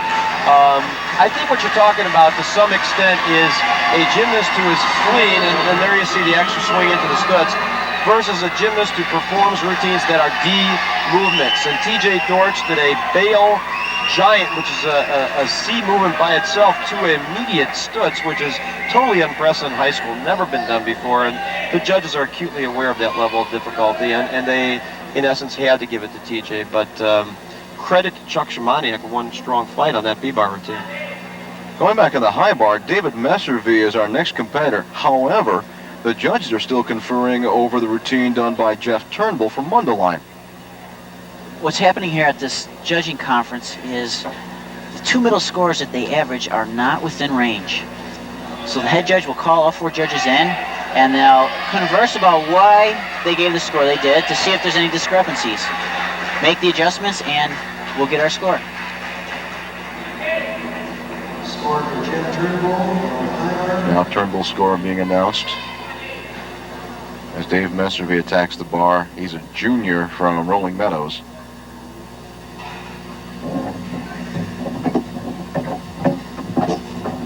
Back up rise, free hip, right up to handstand. One arm giant.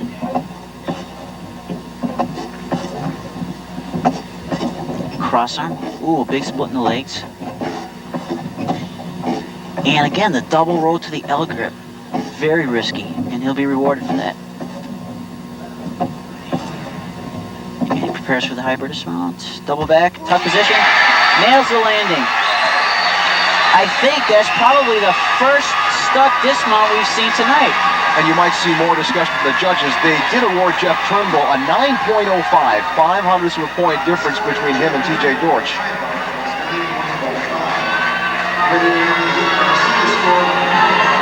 There was Dave's L grip, hop out. And let's watch this double flyway.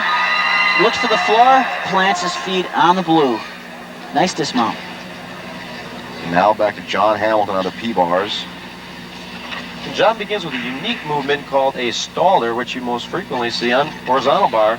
To his studs, front uprise, swing hand Healy. Very nicely performed. Straddle Cadell.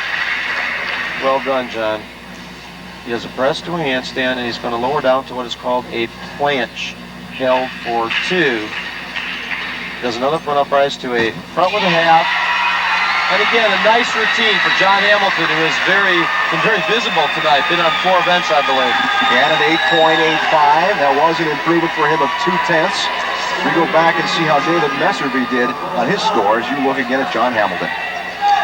John has a unique twist here. Instead of doing a press movement to a handstand, he does a planche, front uprise, and a front with a half, which is a C, but again, nowhere near close to the difficulty of TJ Dortch. I think I've been repeating this all night long, Gene. Rick Garcia had a 7.75, so the judges agree with you as we look at Jim Gonzalez from Mundelein. Jim with a one-arm giant.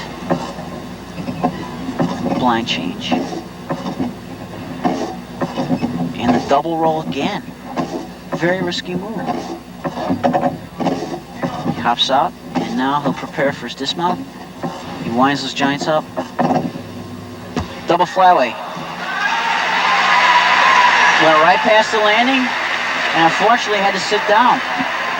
I don't know if the adrenaline's flowing tonight or what, but a lot of gymnasts are just putting too much juice into these dismounts. Taking a look at it. Again, look at the height, and he just pulls right past the landing and has to sit down.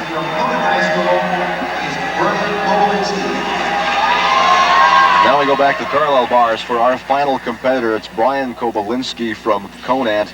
By the way, our last competitor, John Hamilton, had an 8.9 on the P-bars.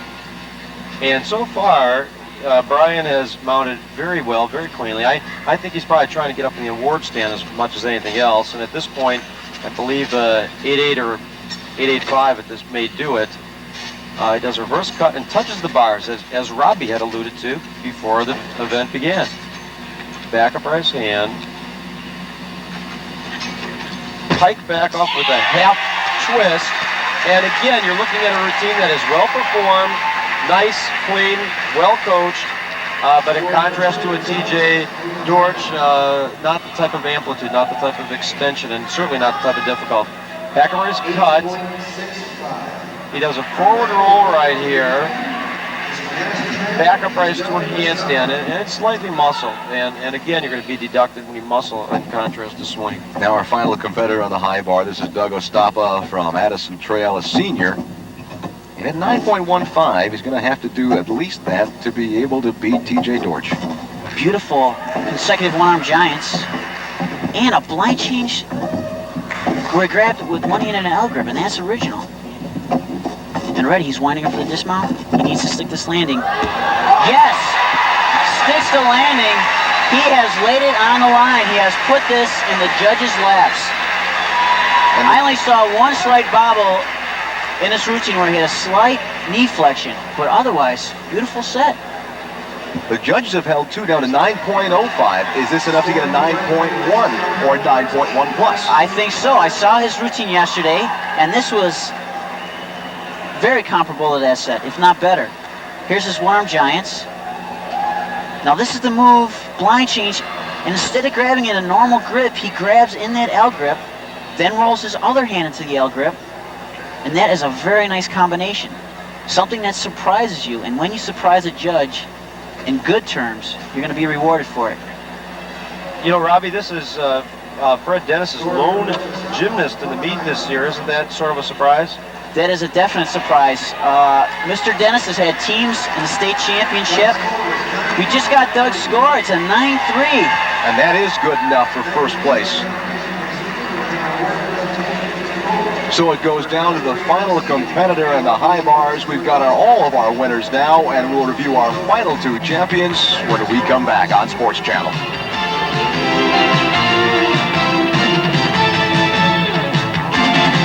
Regardless of loss, the bank has ordered King Nissan to liquidate their entire inventory of new 90 stanzas. The bank says sell these stanzas regardless of loss. The list price is $12,725. Dealer cost $11,712. King Nissan's price and your cost $10,412. That's right, only $10,412.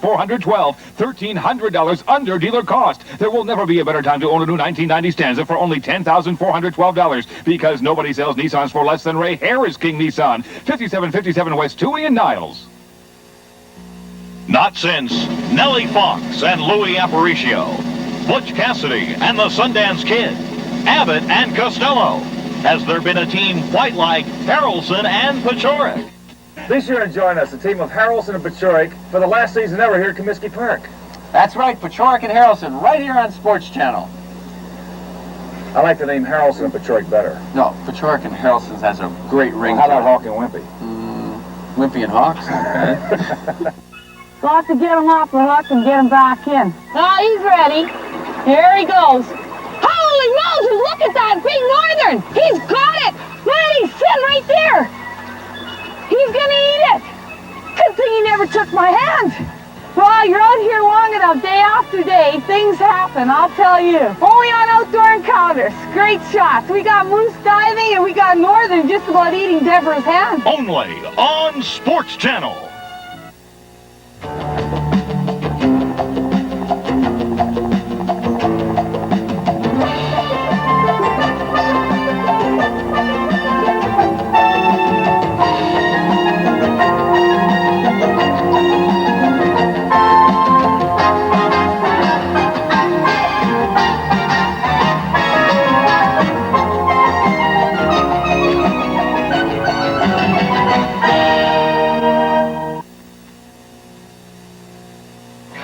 Back at Forest View High School for the Illinois High School Association Boys Gymnastics Championships. And we have champions to crown for the parallel bars. A tie first between Denny King from Glenbard East and Brian Kobolinsky from Glenbard West, both with an 8.85.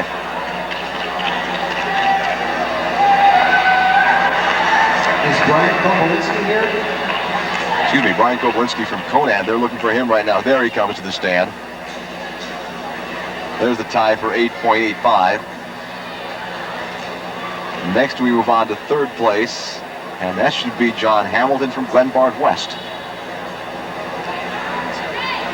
In third place with a score of 8.9 from Glenbard West High School, John Hamilton.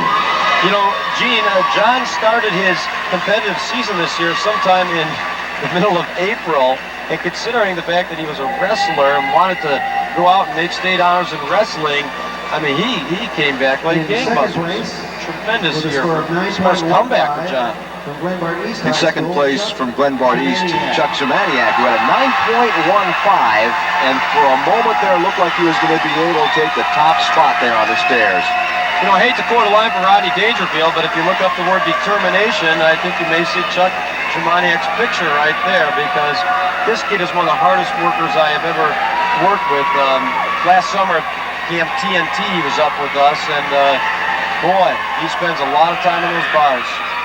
And with the performances of the two Glenbard East performers, that pretty much solidifies second place for his school.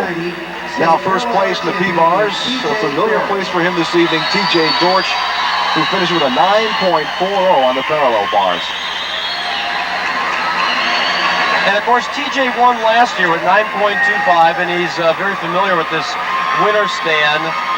And I think he has fulfilled the crowd's expectations. Everybody was looking to see a good meet from TJ, and they sure got one. It might be appropriate to mention at this time.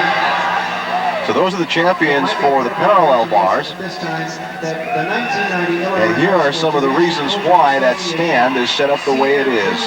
First, I was alluding to how hard Chuck Zimaniak works on these parallel bars. You can see the strength involved. This is called a reverse cast, straddle cut, and at this point he is going to do a one-arm press. And he must have done, I don't know, 1,000 of these things up at summer camp at TNT, and this kid works hard. I know he wanted to win, but an outstanding achievement. Second in the state. That's a unique movement for Chuck Shimani had. And still a 3/10, almost 3/10 of a point of a difference between first and second place. Fred Dennis, coach at Addison Trail High School. Next we go to the High Bar Awards. And that was a surprise, going right down to the end, although TJ George will still be a part of this ceremony. And we're going to take a look at why TJ won, and I believe it's right here. He has a giant swing, which is a C movement, and with the half turn on top of it, it's a D, which is incredible college equivalency. There's no such thing actually as a D in high school, so he has redefined this particular piece of equipment. So that is no doubt the reason or the difference between the 915 and the 940. Scoring 9.0 points from Glenmore East High School. And there's her double back, of course, and a good routine for TJ George. Now you see going to the stage is Bob LeBeau from Glenbard East. He finishes up in 4th place with a 9.0. There was a tie for 3rd and 4th. The score was 9.05. And we have a tie at 9.05 between Jeff Turnbull and David Messervy. David from Rolling Meadows, Jeff Turnbull from Mundelein, both with 9.05.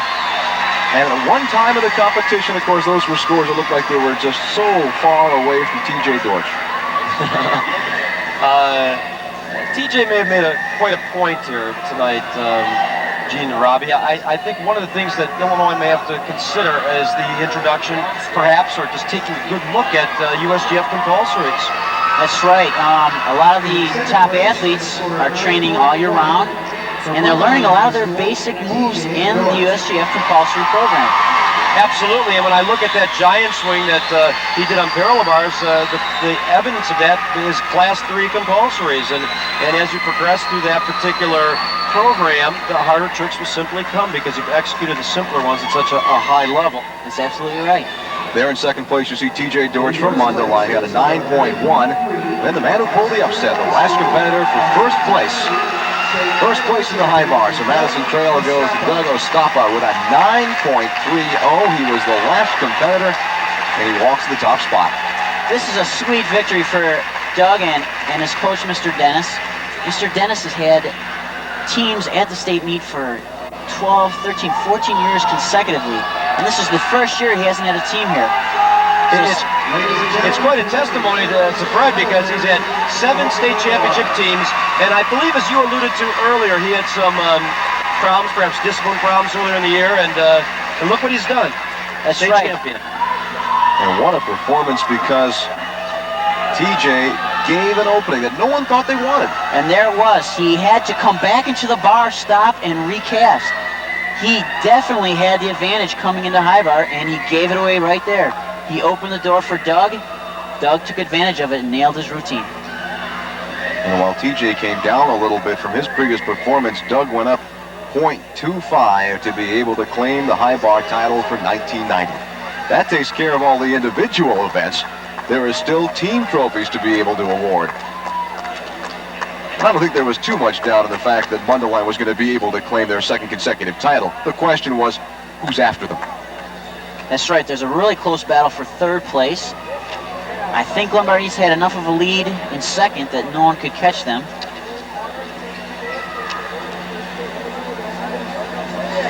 The race was on for 3rd place, and there were a few competitors who had a chance to be able to compete.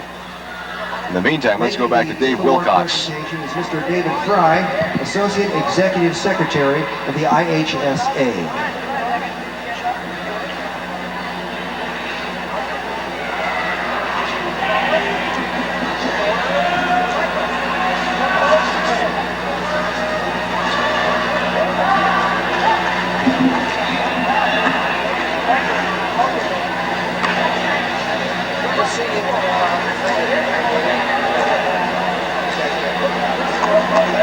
There's the trophies that everyone's been competing for over the last 2 days here in Arlington Heights. Trophies that are all too familiar for the folks up in Mundelein. And trophies that'll be a little new to some of the maybe third-place competitors. You know, very ironically, Gina, Robbie, for the last 6 years, we've had 3 back-to-back winners. Robbie alluded to his high school coach, Fred Dennis, who's also a National Coach of the Year. He won it twice. And then, of course, you go to Eddie Raymond's fine Conan teams, headed by the Jones brothers.